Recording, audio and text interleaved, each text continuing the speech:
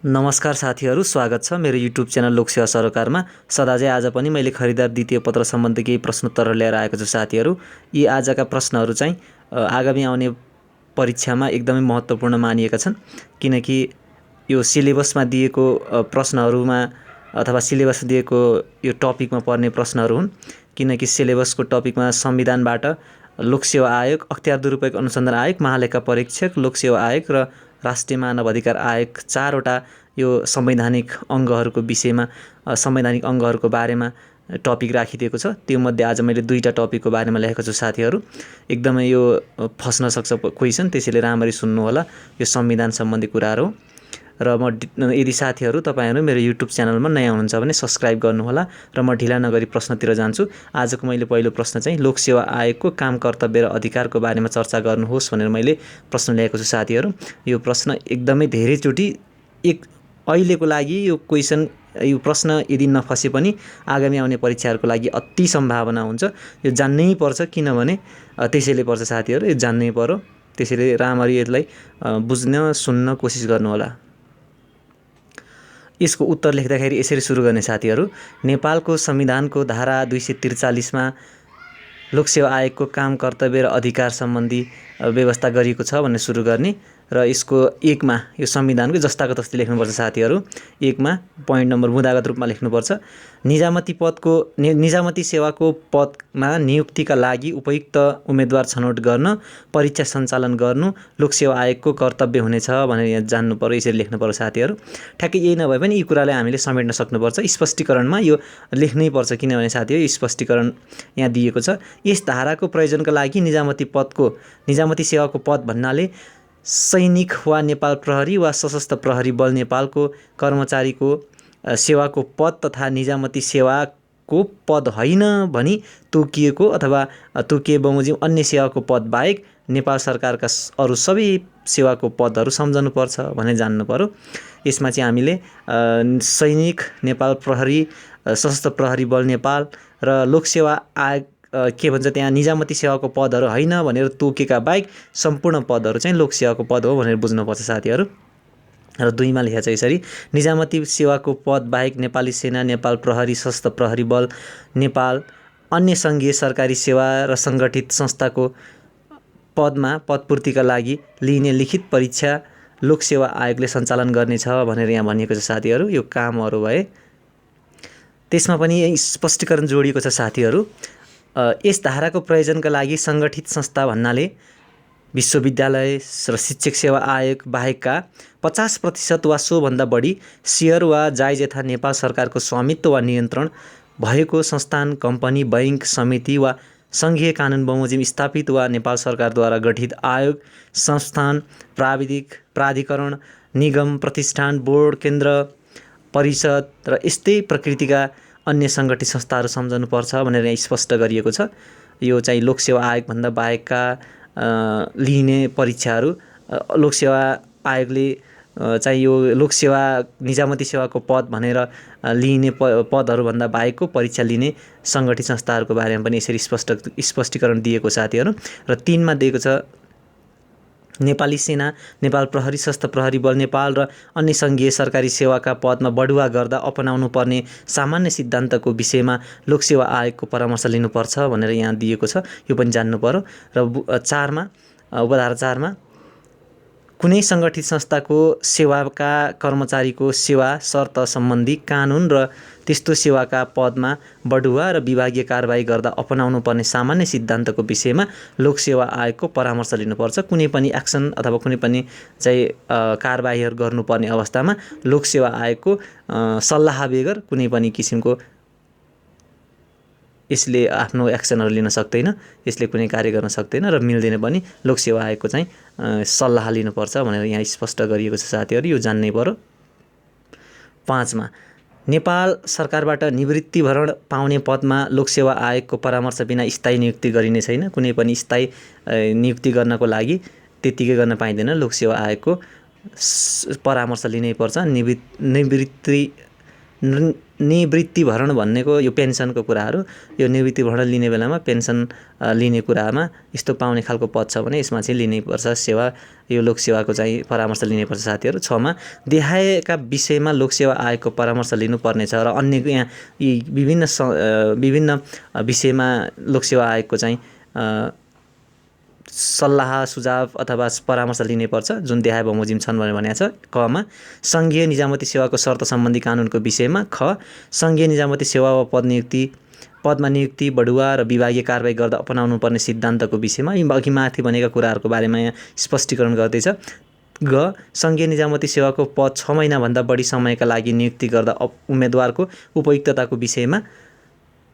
घ कुनै एक प्रकारको सङ्घीय निजामती सेवाको पदबाट अर्को प्रकारको सङ्घीय निजामती सेवाको पदमा वा अन्य सरकारी सेवाबाट सङ्घीय निजामती सेवामा सरुवा वा बढुवा गर्दा कुनै प्रदेशको निजामती सेवाको पदबाट सङ्घीय निजामती सेवाको पदमा वा सङ्घीय निजामती सेवाको पदबाट प्रदेश निजामती सेवाको पदमा सेवा परिवर्तन वा स्थानान्तरण गर्दा उम्मेदवारको उपयुक्तताको विषयमा परामर्श दिनुपर्छ। ङ लोकसेवा आयोगको परामर्श लिनु नपर्ने अवस्थाको पदमा बहाल रहेको कर्मचारीलाई लोकसेवा आयोगको परामर्श लिनुपर्ने अवस्थाको पदमा स्थायी सरुवा वा बढुवा गर्ने विषयमा र सङ्घीय निजामती सेवाको कर्मचारीलाई दिइने विभागीय सजायको विषयमा परामर्श लिनुपर्छ र दिनुपर्छ। यो काम कर्तव्य र अधिकार अन्तर्गत पर्दछ साथीहरू। र धारा 7 मा यसरी लेखेको छ। उपधारा 7 मा उपधारा 6 मा जुनसुकै कुरा लेखिएको भए तापनि धारा 154 बमोजिमको न्याय सेवा आयोगको अधिकार क्षेत्रभित्र पर्ने विषयमा सोही बमोजिम हुनेछ भनेको मतलब यो न्याय सेवा आयोग छुट्टै हुन्छ साथीहरू। यो न्याय क्षेत्रको चाहिँ न्याय सेवा आयोगले नै गर्नेछ। र 8 लोकसेवा आयोगले आफ्नो काम कर्तव्य र अधिकार मध्ये कुनै काम कर्तव्य र अधिकार आयोगको अध्यक्ष वा कुनै सदस्य वा नेपाल सरकारको कर्मचारीलाई तोकिएको शर्तको अधीनमा रही प्रयोग तथा पालन गर्ने गरी प्रत्यायोजन गर्न सक्नेछ। यसरी चाहिँ डिभोल्युसन पनि गर्न सकिन्छ।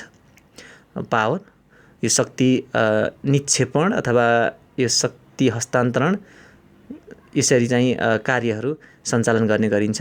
कुनै पनि शर्त राखेर अधीनमा राखेर यसरी चाहिँ कार्य गर्न लगाइनेछ।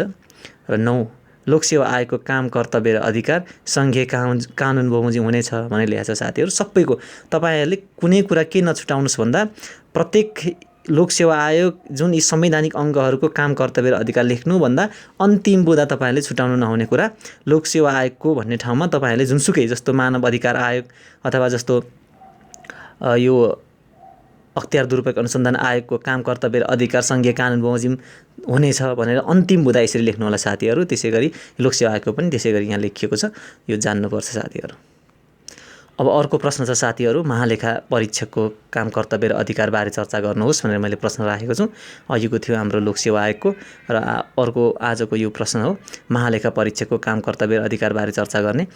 यो एन्सर सिधै यसरी सुरु गर्नु होला साथीहरू। लेखा परीक्षण सम्बन्धी महालेखा परीक्षकको काम कर्तव्य र अधिकार भनेर यहाँ मैले सुरुमा राखेर यसरी म लेखेको छु। नेपालको संविधान 2072 को धारा 240 ले महालेखा परीक्षक रहने र 241 ले महालेखा परीक्षकको काम कर्तव्य र अधिकार सबै तहका सरकारी कार्यालय संवैधानिक अङ्ग नेपाल सरकार र प्रदेश सरकारको आंशिक वा अधिकांश स्वामित्व रहेका सरकारी संस्थानको अन्तिम लेखा परीक्षण गर्नु रहेको छ। यसरी लेखा परीक्षण गर्दा नियमितता, मितव्ययिता, कार्यदक्षता, प्रभावकारिता र औचित्यताको सिद्धान्त समेतको विचार गरी गर्नुपर्नेछ। संविधानत लेखा परीक्षण सम्बन्धी महालेखा परीक्षकको काम कर्तव्य र अधिकार देहाय बमोजिम छन् या तपसिल बमोजिम छन् भनेर यहाँ लेखिएको छ साथीहरू। सिम्पल तपाईँले यसरी लेख्न नि सक्नुहुन्छ।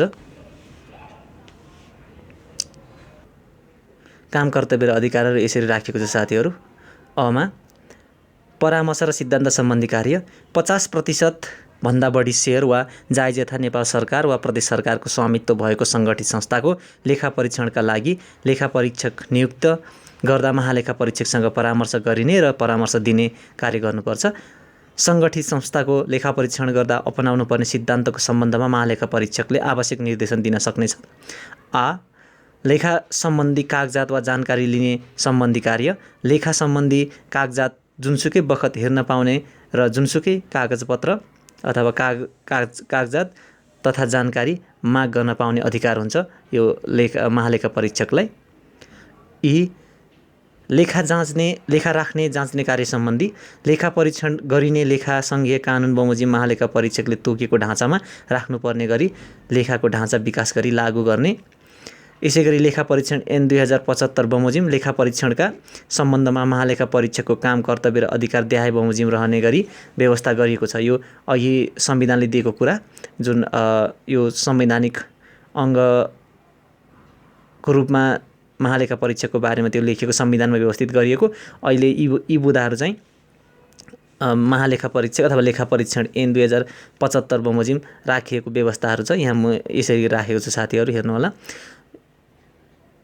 लेखा परीक्षणको तरिका, क्षेत्र र अवधि तोकी त्यसबाट प्राप्त भएका तथ्यहरू दर्शाउन, त्यसमा विवेचना तथा आलोचना गर्न र आर्थिक विवरण उप आवश्यकता अनुसार रायसहितको प्रतिवेदन जारी गर्ने। बुँदा नम्बर 2, वित्तीय लेखा परीक्षणको अतिरिक्त छनौटको आधारमा सूचना प्रविधि, कार्यमूलक, लैङ्गिक, विधि, विज्ञान, वातावरण जस्ता विविध विषयको समेत लेखा परीक्षण गर्ने। आर्थिक वर्ष समाप्त नहुँदै वा कारोबार सम्पन्न भए पश्चात समसामयिक लेखा परीक्षण गर्ने अथवा सामयिक लेखा परीक्षण गर्ने। बुँदा नम्बर 3, जुनसुकै तहका सरकारलाई प्राप्त हुने सबै प्रकारका सहायता, अनुदान तथा नेपाल सरकार, प्रदेश सरकार वा स्थानीय तहबाट प्रदान गरिने जुनसुकै सहायता वा अनुदानको रकम लेखा परीक्षण गर्ने। बुँदा नम्बर 4, सङ्गठित संस्थाले लेखा परीक्षक नियुक्त गर्दा अपनाउनु पर्ने सिद्धान्त निर्धारण गर्ने। बुँदा नम्बर 5, कार्यको गुणस्तर सुनिश्चित गर्न लेखा परीक्षकले आवधिक रूपमा गुणस्तर र आश्वस्तता पुनरावलोकन वा समकक्षी पेशागत पुनरावलोकनको व्यवस्था गर्न सक्ने। आफूले सम्पादन गर्नुपर्ने कामको लागि सम्बन्धित विषयको विशेषज्ञको सेवा लिन सक्ने।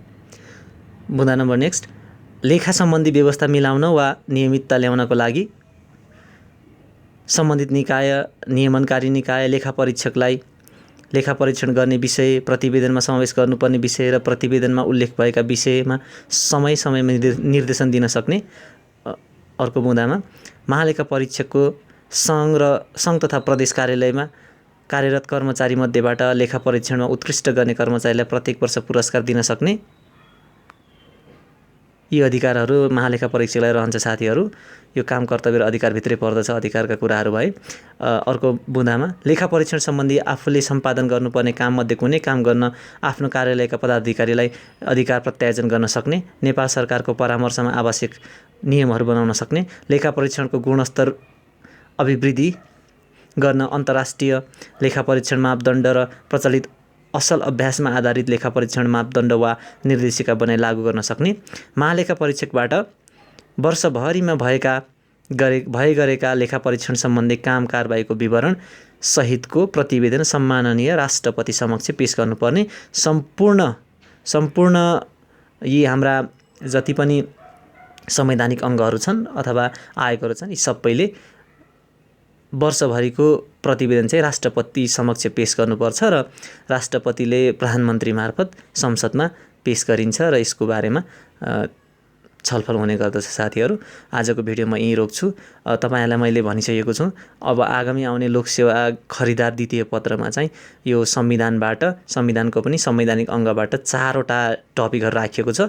अख्तियार दुरुपयोग अनुसन्धान आयोग, महालेखा परीक्षक, लोकसेवा आयोग र राष्ट्रिय मानव अधिकार आयोग। यी टपिकहरूमध्येबाट एउटा क्वेसन पर्न सक्ने सम्भावना हुन्छ साथीहरू। आज मैले 2टाको बनाएँ, भोलि म 2टाको लिएर आउनेछु।